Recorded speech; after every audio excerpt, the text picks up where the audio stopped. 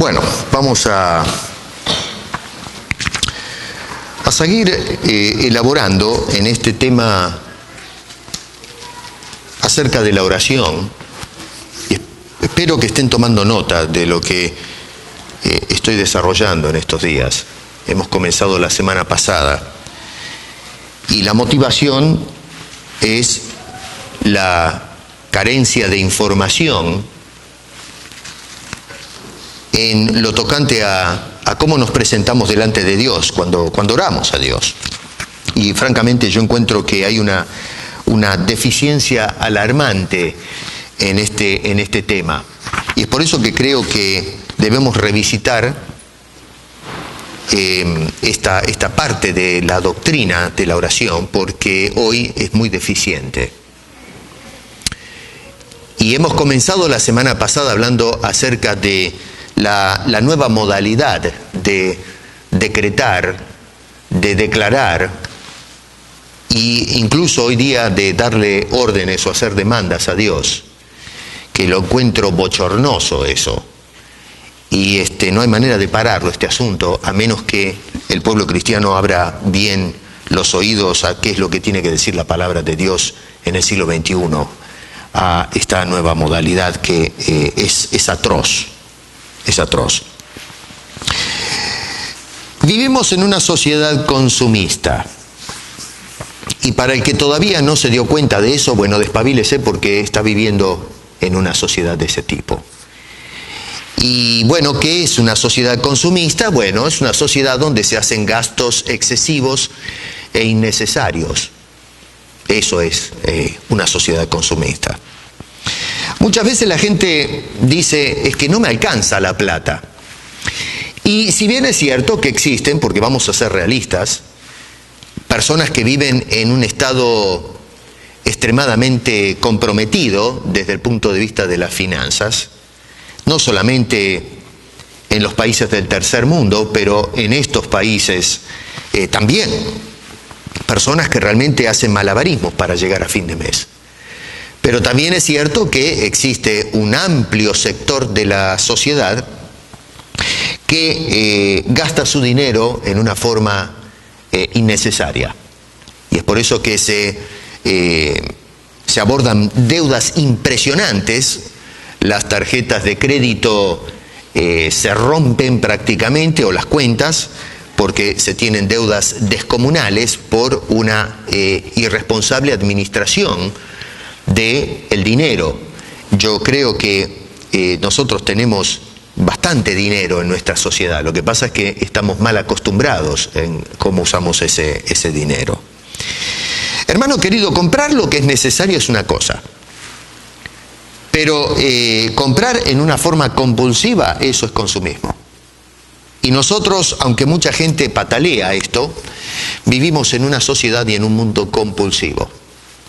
Y es por eso que somos consumistas. Y todo el sistema de comercio y de publicidad está montado en esa premisa, de hacerle gastar a usted el dinero. Y desgraciadamente en la iglesia de hoy se ha popularizado también un evangelio de consumo. Consumo en las masas, el tipo de evangelio que quieren escuchar, y por supuesto de los púlpitos que son de oferta, es decir, que le presentan a la gente lo que quieren escuchar, lo que están comprando por ahí. Y por supuesto hay todo tipo de doctrinas que giran en torno hoy día a el dinero. Y desgraciadamente el tema central, no digo que las iglesias no necesitan de dinero, vivimos en un mundo materialista y nos guste o no nos guste, todo se mueve a través de el dinero. Pero desafortunadamente cuando esa es la meta o el gol de la iglesia y de todo creyente, entonces ya vamos para cualquier lado. Y realmente eso es lo que está pasando con la iglesia. En la predicación actual se considera que si un cristiano no es próspero, no tiene plata, y hasta algunos exageran a decir si no es millonario, es porque o bien la persona carece de una fe bien fundamentada, o una fe práctica, es decir, la persona cuando hace oraciones no las pide con fe, o está viviendo en un pecado tan grotesco que realmente hace que Dios cierre los grifos del cielo y entonces no comparte con nosotros todas las bendiciones que tienen sus almacenes para derramar sobre los suyos. Y entonces, para revertir esta desgracia, esta maldición, los predicadores de hoy nos ofrecen una serie de conceptos que están hilvanados en una premisa completamente pagana, no bíblica.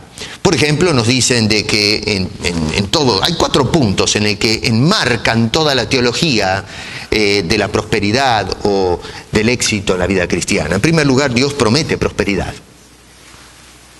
La Biblia nos dice que Dios promete prosperidad y se basan en algunos pasajes bíblicos del Antiguo Testamento, especialmente donde Dios hizo algunas promesas al pueblo de Israel de bendiciones materiales y ellos eran obedientes. No tiene nada que ver con la iglesia, pero de todas maneras ven encajadas en esas promesas que hizo Dios a Israel en el Antiguo Testamento, ven encajada la iglesia. En otras palabras, se lo hizo a Israel y entonces esas mismas promesas se aplican a la iglesia de Cristo que todavía en ese entonces no existía. La manera o el medio de adquirir esas bendiciones o esa prosperidad es mediante el ejercicio de la fe. Si usted tiene fe verdadera, bien correcta, entonces usted va a recibir esa prosperidad de parte de Dios. O sea que su fe mueve a Dios, es la teología de hoy. No es Dios moviendo las cosas o moviéndolo a usted, pero su fe va a mover el corazón, va a mover a Dios, la voluntad de Dios a su favor. Otro tercer punto es que si para obtener esa prosperidad, yo ahora tengo que declarar, que es un sinónimo, y eso ya lo hemos hablado la semana pasada. Vayan al video que quedó grabado y ahí pueden contextualizarse en lo que dijimos. Debemos demandar a Dios y que se acuerde de sus promesas y dijimos en algunos casos inclusive acordarse de que Él es Dios, no hombre, para echarse atrás después de haber hecho las promesas. Y luego, ahora se entró una nueva tónica que tenemos que visualizar lo que estamos deseando. Es un concepto pagano, la Biblia nunca habla ni en el Antiguo ni en el Nuevo Testamento este concepto de visualizar, pero si uno ve la cosa que desea, si se concentra en ello lo suficiente y pide a Dios con fe, entonces eso que se está visualizando ya es suyo. Así que si usted quiere una Ferrari, ¿no es cierto? Usted lo que tiene que hacer es primero confiar que Dios, si usted se la pide, Dios lo va a prosperar si se porta bien y Dios se la va a dar la Ferrari. 2, usted lo que tiene que hacer es ejercitar la fe cuando se trata de pedir a Dios. 3, usted tiene que decretar o declarar, esto es mío ya. Y número 4, hay que visualizarlo, ¿no es cierto? Hay que mirar ese asunto, tener la fotografía mental de esa Ferrari y entonces va a aparecer en la puerta de su casa. Bueno, hermano querido, ya se lo dije la semana pasada y se lo vuelvo a repetir hoy. Si usted quiere una Ferrari, vaya y búsquese un trabajo, señor. No espere que Dios con un piolín le baje la Ferrari. No sea haragán, vaya a trabajar. Y si no le alcanza para una Ferrari, cómprese un Forcito de esos que venden ahora. Y si no, una bicicleta, una patineta. Y si no, mi querido, tómese el bus. Hay mucha gente que se toma el bus todos los días. Y si no hay para comprarse un auto, tómese el bus. Y dele gracias a Dios que tiene un sistema de transporte y no tiene que caminar como Pablo kilómetros, tragando polvo y a veces durmiendo en la intemperie. Dé gracias a Dios que tiene una sociedad que le ofrece todas esas cosas. Tenemos que parar de ser haraganes. A lo menos los cristianos. Y por supuesto, el mantra de hoy, y por esto me voy a ganar muchos enemigos, ya me los estoy ganando. Otra de las maneras de ser prosperados es dando obscenas sumas de dineros a los apóstoles y pastores y profetas que se paran en los púlpitos y hacen largas peticiones demandando los quehaceres y los bienes nuestros para agradar a Dios. O sea que miren cómo es la cosa. El apóstol se para delante tuyo. Pensemos un poquito en este cuadro. Mira la cámara. A ti, hermano, que me ves en la televisión, pon tu mano en la pantalla, tócala. Y en este momento estás recibiendo mi bendición. Dame $5,000 Y te aseguro que tu cuenta bancaria va a aumentar a 10.000. Y la gente tonta que hace, manda los $5.000. Y usted se va a encontrar que la cuenta bancaria ahora tiene $5.000 menos. Aguántesela, mi amigo, se lo merece. Porque es un imprudente. Y porque se dejó embancar por un mentiroso, un demonio, un farsante, un hombre que no es un ministro de Cristo, es un ministro de sí mismo. Y entonces, fíjense en que a qué absurdo hemos llegado, que pensamos equivocadamente que primero Dios está en venta. Es decir, que nuestro Dios nos va a bendecir si nosotros compramos sus bendiciones con mucha plata. Y luego nos va a bendecir cuando nosotros hagamos ricos a los apóstoles que se paran, porque ahora son apóstoles, ya el título ese de pastor es corto, no les alcanza, ahora son apóstoles. Entonces cuando enriquezcamos a estos hombres, entonces Dios nos va a hacer rico a nosotros. Y todo el pueblo grita desesperado, amén, aleluya, bendito sea Dios. Y saltan arriba de las sillas entusiasmados, esperando que esto sea una realidad.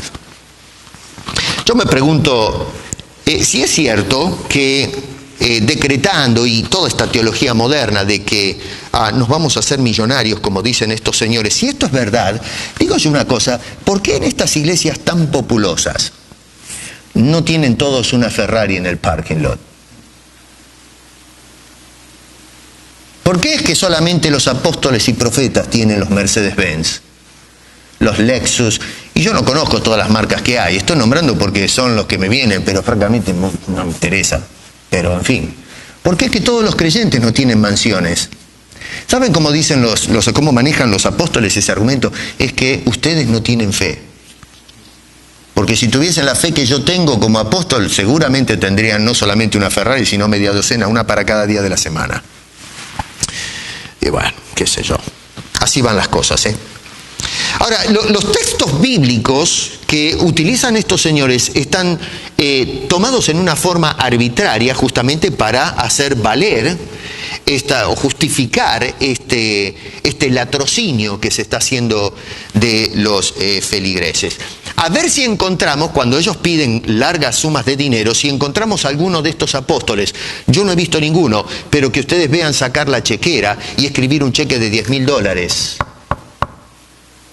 ¿Cuándo vieron ustedes a uno de estos señores decir a la congregación, yo les pido a ustedes que den $5.000, los que dan 5.000 párense de este lado, los que dan 3.000 en el medio y los de 1.000 de aquel lado, y los que me dan menos, bueno, quédese sentado, no vale la pena?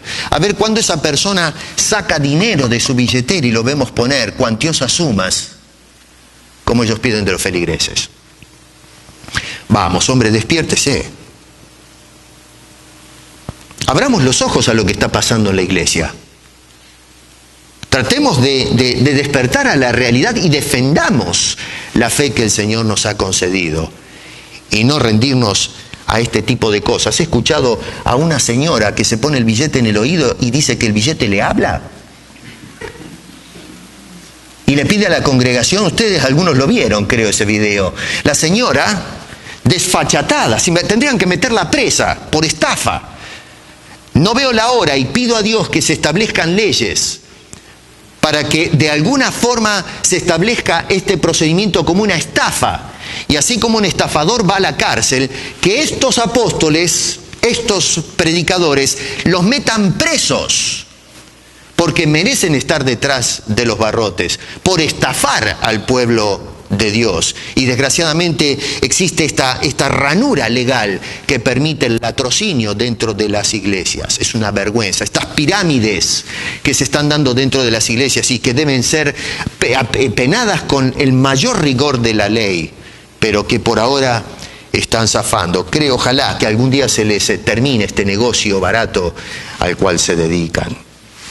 Personas que agarran la Biblia fuera de contexto para probar sus tesis y convencen al pueblo de semejantes cosas. Ahora, si bien es cierto que hay personajes bíblicos que fueron ricos en la Biblia, la mayoría de los personajes que encontramos en las Escrituras fueron personas que o tuvieron serios problemas económicos y muchos de ellos terminaron en la pobreza, otros en el mismo pauperismo, no tenían ni siquiera qué llevar a la boca. Entonces, hay mucha gente cuya oración en la actualidad está orientada, mi querido hermano, al consumismo. Ya no estamos orando, Señor, como nos enseñó Cristo, hágase tu voluntad, sino que hoy estamos orando, Señor, haz mi voluntad. Y yo quiero consumir, y yo quiero un Dios que sea consumista y que satisfaga mi espíritu consumista, que es el principio de la sociedad contemporánea.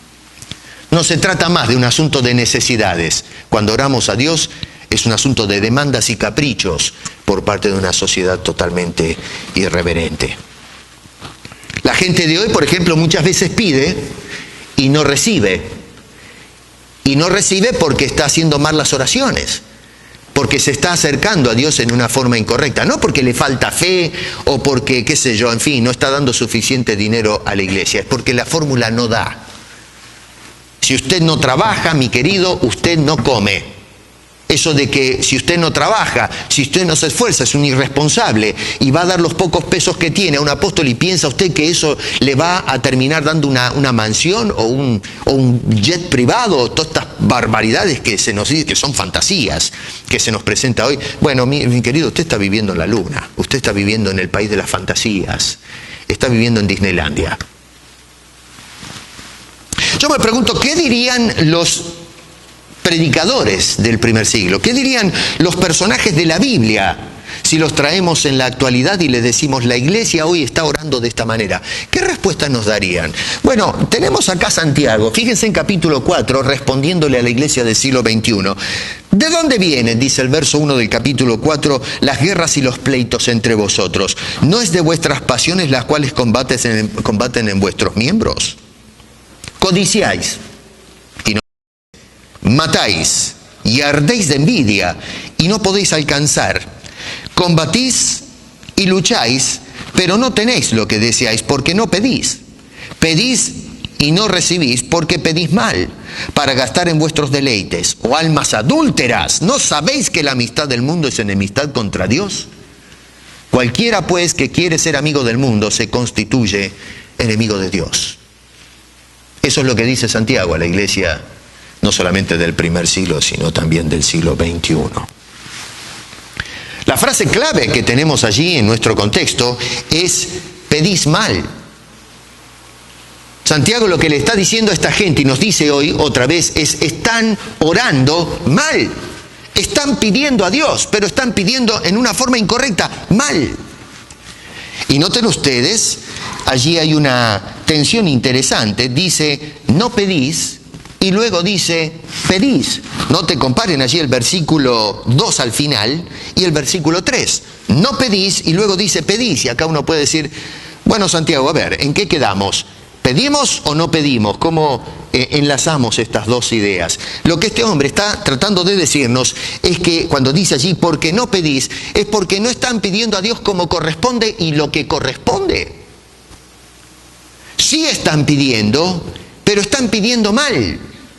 Y este hombre está explicando, ustedes están pidiendo solamente para satisfacer vuestras pasiones. Pero cuando se trata de acercarse a Dios y pedir que se haga su voluntad, no están pidiendo, y es por eso que al no pedir que se haga su voluntad, obviamente Dios no está satisfaciendo tal cosa porque no existe tal petición. Ahora, yo pienso, hermano querido, déjame decirte esto, tú cuando haces tus oraciones, ¿qué le pides a Dios? Tenemos que ser honestos con Dios. ¿Qué es lo que le estamos pidiendo a Dios?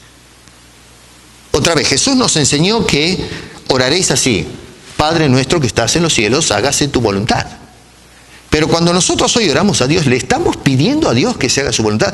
Y tenemos que terminar con esta parodia de la iglesia de hoy de decir amén cada vez que el pastor dice una palabra, ¿no es cierto? Porque he aprendido a través de los años que una cosa es responder el amén a lo que dice la Biblia y otra cosa es decir el amén bíblicamente, que quiere decir así sea. Hoy la iglesia, a cualquier cosa que se dice, se acostumbra a decir amén. Hermanos queridos, ¿tenemos que orar como corresponde? Amén. Hermanos queridos, ¿tenemos que hacer la voluntad de Dios? Amén. Y sí, está bien, amén. Pero el asunto no es así. El asunto es que cuando nosotros decimos, tengo que hacer la voluntad de Dios, ese amén es, lo hago. No lo debo hacer, lo hago. Y la pregunta es, ¿lo estoy haciendo? Se tiene que terminar esta hipocresía de que decimos, bueno, lo que el cristiano debería hacer es esto. Porque la Biblia no nos enseña lo que deberíamos hacer, sino lo que tienes que hacer. La Biblia está no para un deberías, la Biblia es para que hagamos. No es un asunto de hipótesis, no es un asunto de teoría, no es retórica. El estilo de vida del cristiano es lo que promueve la Biblia. El cristianismo no es algo que yo profeso en palabras, es una manera de vivir, es un estilo de vida, es caminar como un hijo de Dios. Y cuando oramos, hemos de orar convencidos como un hijo de Dios. No simplemente este espectáculo que se da hoy, que se dice amén, pero francamente en nuestro corazón no existe el amén, es toda una farsa. Decimos así sea, pero no es en nuestras vidas. Dice este hombre que nosotros pedimos mal y nos dice allí que lo hacemos para simplemente gastar en nuestros deleites. No puede ser más claro este hombre, ¿eh? Y si hay un momento en la historia en donde este versículo encaja perfecto es en la iglesia del siglo XXI. Hay una generación de cristianos que está en los púlpitos y está en sus casas y está en las congregaciones a los gritos pidiendo a Dios la misma oración que hacían estas personas a quienes les estaba escribiendo Santiago. Personas que están pidiendo mal, están orando en una forma deficiente a Dios. Santiago dice en el capítulo 2, verso 27, que la religión pura, es decir, la religión correcta, que no tiene nada que reprocharse, sin mácula, delante de Dios el Padre, es esta: visitar a los huérfanos y a las viudas en sus tribulaciones, es decir, hacer obra social, obra de caridad. En aquel entonces las huérfanos y las viudas no tenían una red social para ayudarles en sus problemas, quedaban desprotegidas, y entonces la iglesia lo que hacía era solidarizarse con la necesidad de esta gente y entonces darles una mano. Así que por un lado, la obra de caridad, y dos, dice, y guardarse sin mancha del mundo. Toma nota, la religión pura, la religión correcta, porque hay muchas religiones, pero la religión correcta no es decretar, saltar en los bancos, demandar a Dios. La religión correcta, dice Santiago, un hombre práctico, es: mira, preocúpate del que necesita, no de tu vida que está todo el tiempo sacando del almacén celestial. Dice, ayuda a los necesitados. Y número dos, no dejes que el mundo se te meta en las venas. Dice allí otra vez, y guardarse sin mancha del mundo. Eso es lo que indica este hombre en cuanto a la vida del creyente. Más adelante nos va a hablar de la fe, de los versículos, capítulo 1, verso 27 de la ley. Capítulo 2, verso 17, dice, nos va a hablar de una fe inútil. Dice, una fe que no tiene obras. Una fe que no actúa como nos indica en el capítulo 1, verso 27, es una fe que no salva, una fe que no tiene ninguna evidencia de transformación o de vida cambiada. La fe sin obras es una fe muerta. Está hablando a cristianos, supuestamente, no el argumento de Pablo en Efesios, donde dice la fe, la salvación es por fe, sin obras. Algunos quieren poner en tensión a estos dos hombres. Pablo está hablando de el no creyente, la fe de aquel que no conoce a Dios y que tiene que recibir o ha de recibir la salvación por fe. Ahora Santiago ya está hablando no de aquel que debe recibir la salvación, ahora está hablando de cristianos que supuestamente recibieron la salvación. Si eres salvo, tus obras de fe van a mostrar que realmente eres un creyente, que has sido salvo por esa fe. Ahora, resulta que, fenómeno, tenemos por este lado trabajando cómo la fe se manifiesta. La fe verdadera es una fe que se manifiesta con obras, pero ahora va a manifestar en este capítulo 4 que la fe salvífica se manifiesta a través de la forma en que nos relacionamos con el mundo. Es decir, la forma en que nosotros interrelacionamos es lo que va a determinar si realmente he sido salvo ¿O todavía no lo soy? Si yo digo que soy una persona que soy de la fe, pero resulta que estoy ligado al mundo, entonces Santiago cuestiona la fe, cuestiona la salvación. Acá no se trata de que, bueno, es un cristiano que anda más o menos. No, Santiago está diciendo que el problema está en que esa persona que es amiga del mundo y quiere y anhela las cosas del mundo, hay un problema serio, es un problema de salvación. La persona no es salva. Y yo creo que acá lo que nos está diciendo Santiago nos tiene que hacer reevaluar a los que vamos a la iglesia. ¿Soy salvo realmente? Porque si yo todavía estoy ligado y estoy desesperado por el consumismo, entonces no soy de Dios. El Espíritu Santo no está en mí y no está produciendo en mí no solamente un rechazo a las cosas del mundo, sino además un deseo pero vehemente por las cosas del cielo. La iglesia no tiene ningún gusto por las cosas del cielo en la actualidad. Hablan del cielo, pero lo que quieren son las cosas del mundo. Es interesante porque el consumismo actual en la iglesia contemporánea le dice a los creyentes, los apóstoles, que debemos tener fe y pedir a Dios y demandar o decretar. Pero aunque el púlpito proclama prosperidad y riqueza, pasa por alto las palabras del mismo Señor Jesucristo en aquel, por ejemplo, famoso Sermón del Monte, algo tocamos la semana pasada, cuando nos dice en el capítulo 6, verso 24, no podéis servir a Dios y a las riquezas. Eso, si se quieren ir un poquito ahí a Mateo, lo van a encontrar en el capítulo 6, verso 24 de ese capítulo, nos dice este hombre, ninguno puede servir a dos señores. Al final termina diciendo, no puede servir a Dios y a las riquezas. Pero los predicadores de hoy nos están diciendo lo contrario, que sí es posible adorar a Dios y también agarrarse y anhelar las riquezas. Es cierto que la persona que es rica no necesariamente tiene que ser un pagano, hay cristianos ricos. Pero cuando nosotros luchamos y estribamos por la riqueza en lugar del cielo, no, ahí hay un problema. Estás sirviendo a las riquezas en lugar de servir a Dios. Y nota que Jesús no dijo esta palabra como una isla de pensamiento, sino que está enlazada a otros conceptos importantes. En el versículo 19 dice, no os hagáis tesoros en la tierra, verso 20, sino haceos tesoros en el cielo. Pero ¿cómo puede ser que hoy día estos desfachatados predicadores nos están diciendo a nosotros que tenemos que buscar tesoros en la tierra? Que tenemos que proclamar tesoros en la tierra. Ahora, cuando Jesús nos está diciendo que tratemos de acumular una cuenta bancaria en el cielo, que nosotros vayamos luchando por la vida para aumentar nuestro haber en las cosas del cielo. Mi querido, o los apóstoles de hoy mienten o Jesús miente. Los dos mensajes están polarizados. Y nosotros ya es tiempo que asumamos una postura. No podemos cabalgar en dos caballos que apuntan en direcciones diferentes. O estamos en uno o montados en el otro. En los dos no se puede.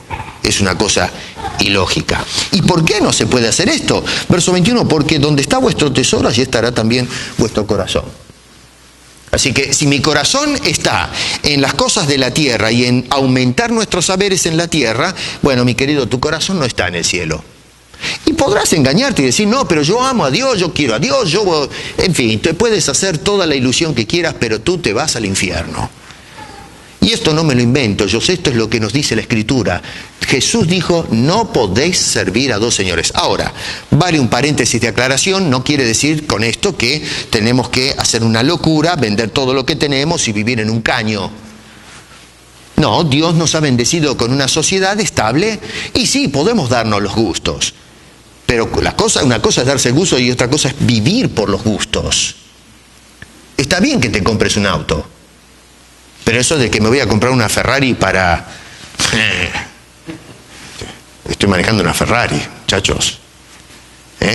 Voy a invitar al pastor a dar una vuelta en Ferrari para que él me vea todos los relojes que tengo adentro del auto.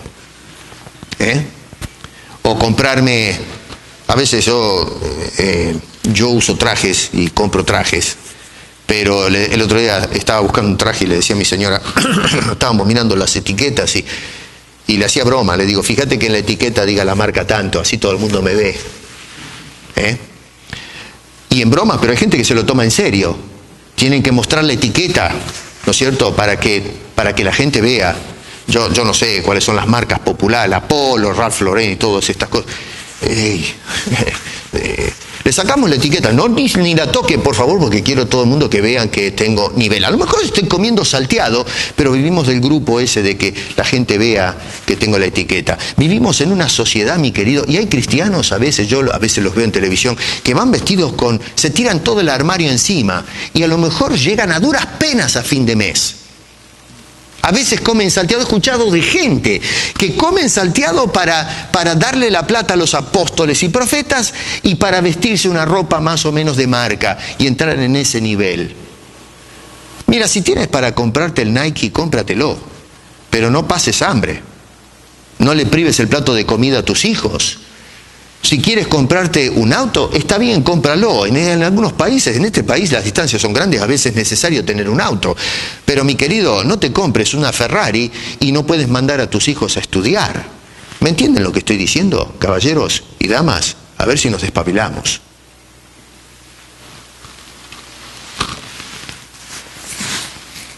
Fíjense que Santiago aborda lo siguiente. Verso 1, la presencia de los conflictos entre los creyentes.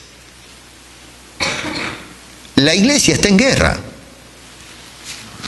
¿De dónde vienen las guerras y los pleitos? Está puesto en pregunta, es una pregunta retórica, pero en este caso nos está diciendo, está abordando una tensión, un conflicto entre la gente que estaba en la dispersión. Hay guerras y conflictos. Y noten qué tremendo, porque en el verso 2 dice, codiciáis y no tenéis, y luego pone esta palabra, matáis. Y es un vocabulario muy fuerte. ¿Cómo es esto? Cristianos que matan. ¿Es posible esto que se dé en la iglesia? Bueno, sí, saben que sí. Tal vez no se puede actuar como un asesino en forma práctica, pero potencialmente sí se puede serlo. Puede ser la intención de un asesino. Yo he escuchado a un predicador en la televisión deseando tener, ¿no es cierto, David?, una ametralladora en el espíritu para acribillar, asesinar a las personas que cuestionan su doctrina. Yo lo escuché. Lo vi en televisión. Ojalá tuviese una ametralladora en el espíritu para acribillar a todos los que cuestionan mi ministerio. La semana pasada escuché a un predicador popular, el señor M, le voy a poner por ahora, porque así empieza su apellido. El señor M, el apóstol M. Y este señor dijo, decreto maldición de muerte y de enfermedad a todos los que cuestionan mi vida, mi persona, mi ministerio. Maldición de muerte, cristiano. ¿No paró Jesús a los discípulos cuando dijeron, Señor, ¿quieres que estos de Samaria que no te dieron la entrada en la ciudad, quisieras tú que nosotros oremos al Padre y que caiga la bomba atómica y termine con todos estos? No dice bomba atómica en la Biblia, estoy exagerando, ¿no? Es decir, un rayo, una manifestación de Dios y limpie el terreno de una vez. Estos no merecen la vida porque han negado al Señor. Y Jesús los mira y dice, pero dígame, ¿ustedes perdieron la chaveta? ¿Están locos? Ustedes no entienden, realmente todavía no les cayó la ficha, no entienden para qué vine yo al mundo. Y sabes una cosa, estos apóstoles todavía no entienden para qué el Señor vino al mundo. Deseando la muerte. Como si yo llego a decir eso contra una raza diferente, desde el púlpito inmediatamente viene la policía y me arresta. Y estos señores dicen que quieren matar a cualquier persona que los cuestione, porque cuestionan sus sinvergüenzadas. Y está suelto el hombre, no se hace cargos contra él. Y el pueblo de Dios tienen que verlos. Están enardecidos las personas levantando la mano. Bendito sea Dios, aleluya, alabado Dios. Vamos, señores, señoras, por favor. Así que cuando Santiago dijo matáis, No exagero en lo más mínimo, ni una pizca. Hoy en día estamos viendo personas que desearían la muerte de aquellos que cuestionan su cosa. Y obviamente yo estoy en la lista, ¿no? Yo estoy en la mira del gatillo porque estoy en contra de este señor y del otro que quiere tener una ametralladora, así que yo estoy frito. A mí me llenan de agujeros, me dejan un colador porque estoy protestando contra las sinvergüenzadas de estos y muchos otros señores. A ver, ¿cómo es esto? Hermano querido, ¿por qué no te enojas con ellos que te están robando el dinero en lugar de enojarte con aquellos pastores que te están defendiendo el dinero? ¿Por qué te enojas contra aquellos que exponen la mentira? ¿Por qué no te enojas con ellos en lugar de enojarte contra aquellos que te están abriendo las escrituras para que no te dejes engañar con la mentira? ¿Por qué la iglesia de Cristo, en lugar de ponerse del lado de aquellos que están defendiendo la bendita palabra de Dios, estamos del lado de aquellos que están jugando con las escrituras para mentir y llevar a las almas al infierno, haciendo prosélitos más hijos del infierno que ellos mismos? Como dice Santiago, personas que piden mal a Dios. Yo no veo que las iglesias hoy pongan de lado a los falsos apóstoles. Lo que están haciendo es campaña para cerrarle la boca a los verdaderos predicadores que están hasta las sienes con este fraude. Cómo se deshonra a Dios y tratando de proteger al redil del Señor para que Dios se glorifique y puedan conocer la palabra de Dios en una forma correcta. ¿De qué lado estás tú, hermano?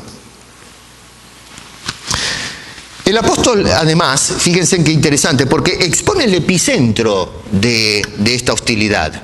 Verso 1 dice que son las pasiones en desorden, las pasiones descontroladas. Y tomen nota, pasiones, aparece 2 veces la palabra en realidad. En el original se traduce del término hedoné, que de ahí de ese vocablo viene la palabra hedonismo. Hedonismo es a ver cómo lo podemos poner, es un concepto filosófico, si se quiere, un estilo de vida que satisface las pasiones humanas.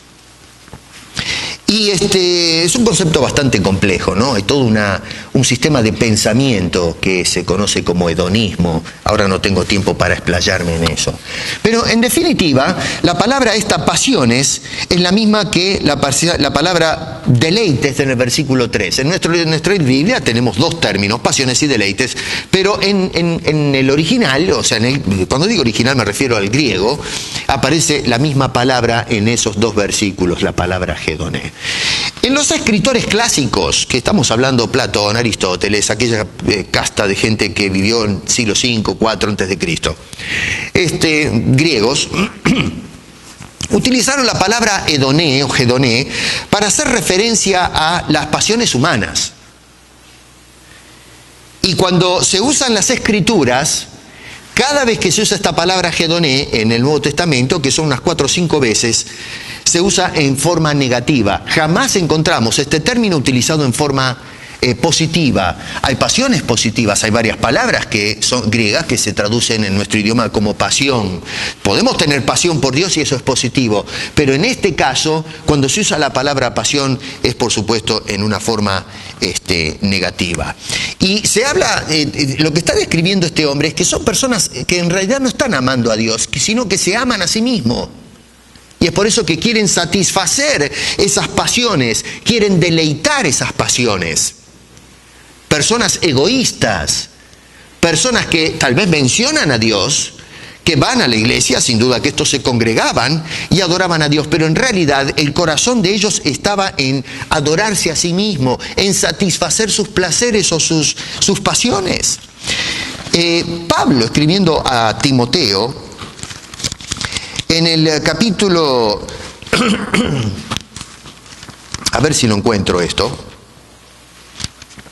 nos dice, por ejemplo, que vendrán momentos en que van a aparecer personas, en fin, personas con doctrinas completamente equivocadas y que van a exaltar las pasiones y van a ir en busca de la satisfacción de esas pasiones. En 2 de Timoteo, capítulo... Déjenme a ver si encuentro la cita ahora. Capítulo 3, verso 1. Dice, también, Timoteo, entre otras cosas, debes saber esto. Y miren qué interesante, porque Pablo no dice ahora, sino en los postreros días. En los postreros días vendrán tiempos peligrosos, es decir, los días en que ya se terminó la hora, ¿no? Los días previos al retorno de Cristo. Dice, vendrán tiempos peligrosos. ¿Por qué, Pablo, peligrosos? ¿Porque habrá guerras y desestabilidad mundial? No. Peligrosos para la iglesia. ¿Por qué? Verso 2, porque habrá hombres amadores de sí mismos, avaros, vanagloriosos, soberbios, y hace toda una clasificación, más o menos un perfil de estos señores.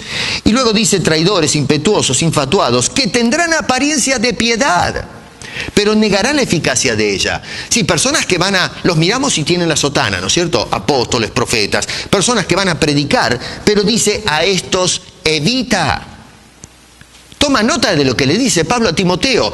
Ve sabiendo que vienen tiempos peligrosos de hombres que se amarán a sí mismos. No tendrán amor por Dios, sino que se amarán a ellos mismos. Dice traidores, impetuosos, infatuados, amadores de los deleites más que de Dios. Evita a estas personas. Hoy tenemos, mi querido, una iglesia y un grupo de hombres que predican que no son amadores de Dios, sino que aman los deleites. Por eso es que están pidiendo desde los púlpitos fortunas de dinero para ellos vivir satisfaciendo sus pasiones. Y le dicen a las congregaciones, decreten y declaren para que Dios satisfaga tus pasiones y deleites. Y la iglesia entonces pide a Dios para que Dios satisfaga sus pasiones y deleites. Están pidiendo mal. Pablo le dijo a Timoteo, son tiempos peligrosos. Apártate de esa gente. Nosotros lo que hacemos es comunión con esa gente. Nos gusta ir a la iglesia donde me prometen una Ferrari, o una mansión, o mucha plata en el banco. Me gusta ese mensaje. No importa si es contrario a lo que enseñó Jesús. No importa si Pablo no aprobaba ese mensaje o Santiago. Lo importante es que el apóstol aprueba ese mensaje y me gusta, me cae bien. Bueno, mi querido, si te quieres tragar ese asunto, atente a las consecuencias entonces, especialmente las consecuencias después de este plano de la existencia cuando tengamos que sentarnos delante del juez. Judas, mira lo que dice Judas. Esto no me lo estoy inventando yo lo escribieron estos hombres. Verso 16 dice, estos falsos exponentes, dice, que vienen con falsas doctrinas, léanlo después en casa bien, son murmuradores, querellosos, que andan según sus propios deseos, cuya boca habla cosas infladas, adulando a las personas. ¿Para qué? Para sacar provecho. Hoy tenemos a estos apóstoles, como adulan a la gente, a los creyentes que dan con mucha plata. Tú, hermano, que diste $10,000, tú sí que eres un hombre de fe. Y le inflan el ego, ¿no es cierto? Yo soy un hombre de fe porque di más que el otro. Ya eso de dar, que tu mano izquierda no sepa lo de la derecha, o la derecha que sepa lo que hace la izquierda, ya no cuenta. Ahora le tenemos que mostrar a todo el mundo, a ver, ¿quién tiene $10,000? Y la gente dice, yo. Y todo el mundo ve a Pepe dando los $10,000 y le dan un aplauso y adulan a la persona. ¿Y qué dijo este hombre? ¿Sabes por qué la adulan? Para sacarle el pisco, dicen los salvadoreños. Para sacar provecho. Pero vosotros, amados, tened memoria de las palabras que antes fueron dichas por los apóstoles de nuestro Señor Jesucristo, no los apóstoles fraudulentos que aparecen ahora, los cuales os decían, en el postrer tiempo habrá burladores que andarán según sus malvados deseos. Estos son los que causan divisiones, los sensuales, los que no tienen el Espíritu. Pero vosotros, amados, edificaos sobre vuestra santísima fe, orando en el Espíritu. Mira qué interesante. A mí me llama la atención porque Pablo le dice a Judas dice, señores, va a haber personas que van a estar hablando a las congregaciones, sin duda que lo van a decir, estamos hablando dirigidos por el Espíritu, pero sin embargo, dice, estas personas no hablan en el Espíritu, no son y no tienen el Espíritu. Si no tienen el Espíritu de Dios, mi pregunta es, ¿qué espíritu tienen? Y bueno, tienen el espíritu del demonio. Así que tú, apóstol de Cristo, tú eres un príncipe del demonio. Y hago esta acusación con mucha solemnidad y con autoridad, porque si usted tiene autoridad, yo también la tengo como ministro del Evangelio. Pablo habla de pasiones insatisfechas. Verso 2. Codiciáis y no tenéis, matáis y ardéis de envidia y no podéis alcanzar, combatís y lucháis, pero no tenéis lo que deseáis porque no pedís. Fíjense qué interesante, miren qué lindos cristianos, codician y envidian. El problema de esta gente es la codicia y la envidia. Nosotros hoy miramos la sociedad próspera del pagano. ¿Y qué quiere el cristiano? Lo que él tiene. Si él maneja una Ferrari, yo soy un hijo del cielo. Yo tengo que tener una Ferrari. Si él tiene una mansión, yo soy un hijo del cielo. Bueno, tengo que tener una mansión. Si este señor usa un traje de $5.000, yo soy un hijo del cielo, soy hijo del rey, y entonces tengo que tener un traje de 5.000. Es más, debo tener uno más caro todavía. Tenemos que despojar a los paganos de sus bienes. Tenemos que tener más que todos ellos, porque somos el hijo del rey. Somos hijos del reino. Bueno, ¿sabe lo que es eso? La Biblia le llama a eso codicia. Es querer tener lo que tiene el otro. Nosotros, si no existe tal cosa, pero si codiciamos algo, debemos codiciar el cielo.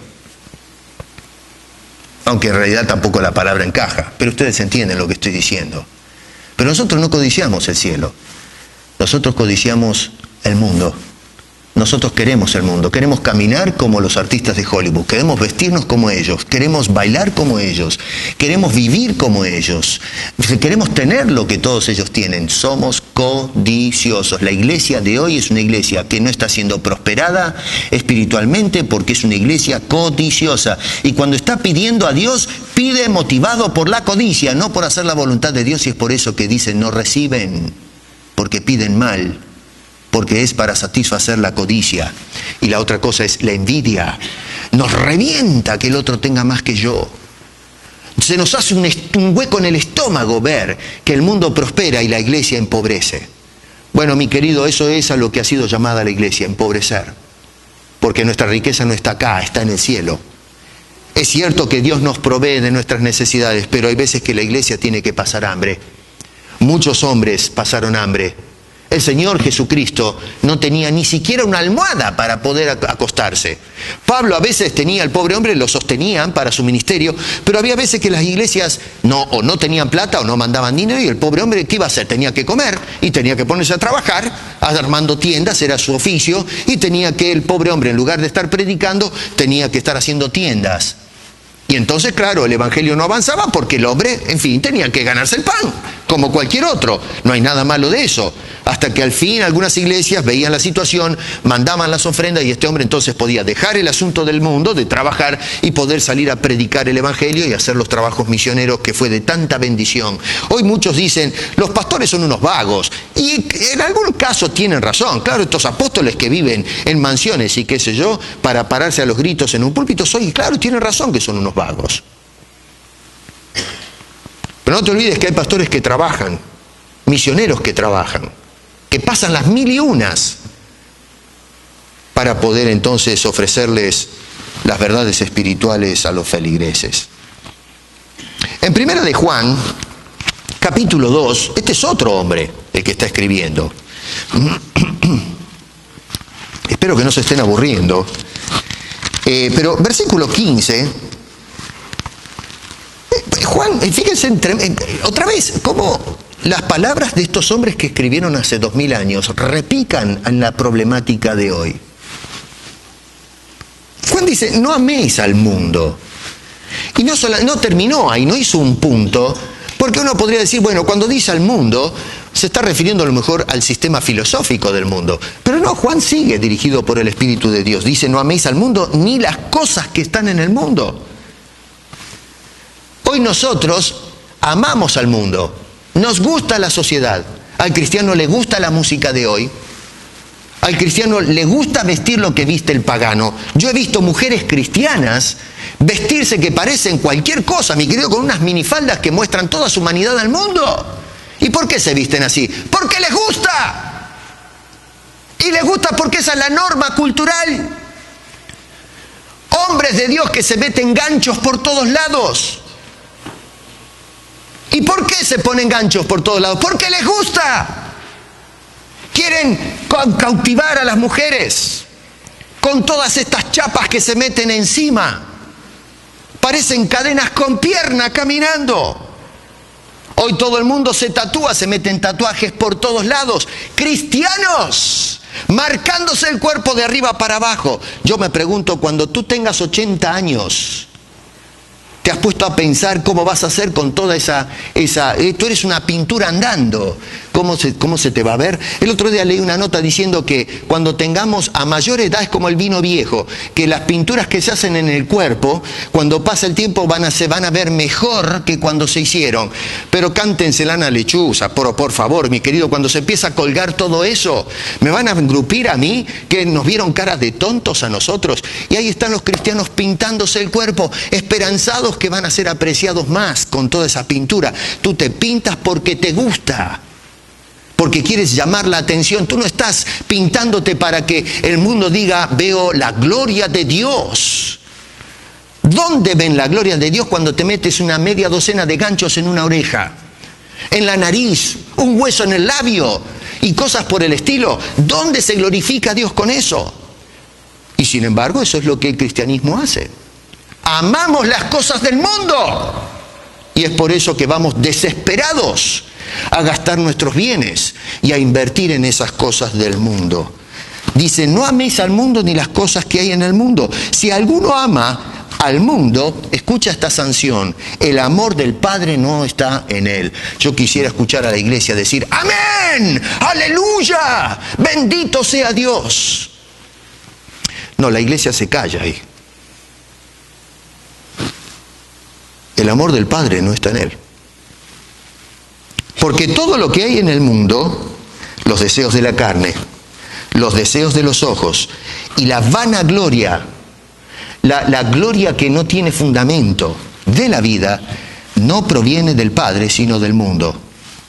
Ahora, ¿a dónde va a parar el predicador que dice que debemos hacernos de las cosas del mundo porque somos hijos del reino, cuando este hombre nos está diciendo que las vanaglorias de la vida no provienen del Padre? Decreta Dios para que te dé prosperidad. Pero acá me está diciendo Juan que esas cosas no vienen del Padre. Anhela las cosas del mundo en el nombre de Cristo. Pero Juan me está diciendo que esas cosas no vienen del Padre. ¿Cuántos cristianos los domingos vienen a la iglesia y vienen dándole gracias a Dios porque me dio las cosas del mundo? No, mi querido, las cosas del mundo se las ofreció Satanás a Jesús en la tentación. Te daré todas las cosas del mundo si postrado a mis pies me honrares. Y la iglesia de hoy no se sentó, o mejor dicho, no se arrodilló a los pies del Salvador, sino que se está arrodillando a los pies del que da todo lo que hay en el mundo, y es el demonio.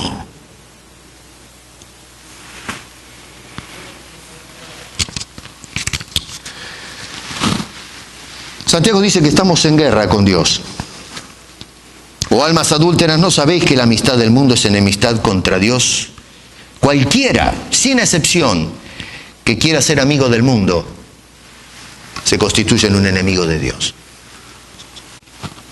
Qué interesante, Dios nos anhela.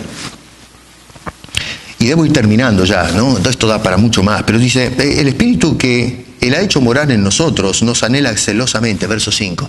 Miren qué interesante, Dios nos anhela celosamente, y la iglesia de hoy, ¿qué hace? Anhela las cosas del mundo. ¿Pero no ve nada raro en eso usted? Dios nos anhela, nosotros no anhelamos las cosas de Dios y las cosas del cielo, nosotros anhelamos las cosas del mundo. Pasiones insatisfechas, mi querido hermano. Y tengo que terminar, como indiqué. ¿Qué debemos hacer con esta situación? Porque Santiago nos está diciendo, ustedes piden mal. La iglesia de hoy está orando mal. Por eso Jesús nos dijo, vosotros oraréis así: Padre nuestro que estás en los cielos, santificado sea tu nombre, hágase tu voluntad. No la voluntad del predicador, la voluntad del apóstol o mi propia voluntad. ¿Dónde se vio que nosotros ahora queremos que Dios haga nuestra voluntad? Y es por eso que decretamos y demandamos a Dios que haga nuestros caprichos. Y noten qué interesante, porque más adelante este hombre va a indicar rápidamente, paso revista a esto y les prometo que cierro el mensaje. Pero Santiago dice, ¿cuál es la solución a este fermento tóxico dentro de la iglesia? Y lo dice desde los versos 7 al 10. Y muchos han tratado de ver en esto a cristianos que necesitan reconciliarse con Dios. Pero no, acá Santiago lo que está es cuestionando la salvación de estas personas. Porque él dice que se sometan, que se acerquen a Dios, que aflijan y lamenten. Un salvo, una persona que ha experimentado la salvación, está cerca de Dios. Y cuando estamos cerca de Dios somos dirigidos y gobernados por ese Dios. Dios nos hace discernir la palabra. Es la que el Espíritu de Dios nos pone freno a estas tendencias que se dan en la iglesia contemporánea. Pero cuando vemos una iglesia desbocada, nos damos cuenta que es una iglesia que no tiene el Espíritu de Dios. Nosotros hoy creemos que porque hay una congregación de 1000 personas que dicen nosotros tenemos el Espíritu de Dios acá y el Espíritu de Dios gobierna, bueno, si 1000 personas lo dicen está bien. No, no está bien. El hombre no determina quién tiene el Espíritu de Dios. Dios lo determina. El hecho de que tú te convenzas que tienes el Espíritu de Dios no quiere decir que lo tienes. El Espíritu de Dios no es algo que tú obtienes, es algo que Dios te da. Y te lo da cuando haces las cosas que corresponden. Esta gente no es salva. Por eso Santiago está desesperado, clamando que estas personas se arreglen con Dios. Porque el pedir mal es un síntoma que estas personas no tienen al Espíritu, no oran por el Espíritu o dirigidos por el Espíritu y por eso se hacen oraciones diabólicas. Este hombre dice, deben urgentemente someterse a la voluntad de Dios, versículo 7. Urgente. Dice, someteos pues a Dios. Y tomen nota que dice resistir al diablo. Esto es algo tremendo. Yo pensaba, a ver, que le diga Santiago a una iglesia que resistan el diablo. Esto es porque el diablo se metió adentro de la iglesia, si no, no hay nada que resistir. Si el diablo no está, no hay por qué molestarse en resistir. Pero es el hecho de que se metió en la iglesia que tenemos ahora que entrar en esta lucha y resistir al diablo. La iglesia le abrió la puerta al diablo. Le dimos el púlpito al diablo para que predique estas doctrinas diabólicas.